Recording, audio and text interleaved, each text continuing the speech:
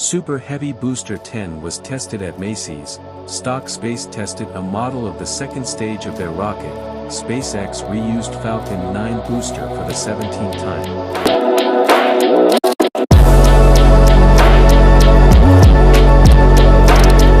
After the departure of Booster 10 from the production site to Macýs testing site, the next day testing of the booster began with the methane tank where it was filled with cryogenic fuel. Hours later the tank pressure was reduced.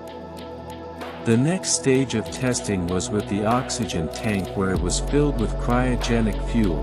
Those tests helped to determine ensuring the health of the tanks and the functioning of the pipes inside them. After completing the series of tests, the booster was left by Macýs to the production site, most likely to install the engines at the production site in the high bay where the ship's parts come together.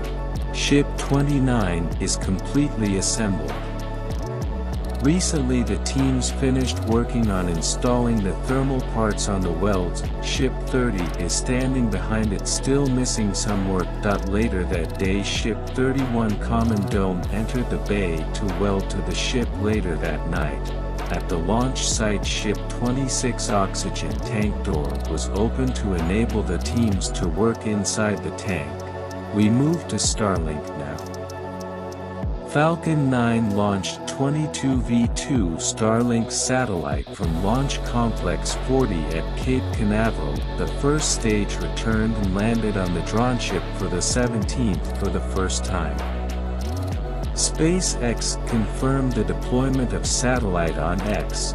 The company shared the deployment of Starlink satellite from the previous launch, moving on to stock space after their second stage model completed cooling tests. They tested the engines at an altitude of 9 meters, also tested the flow of cooled fuel inside the regenerative heat shield.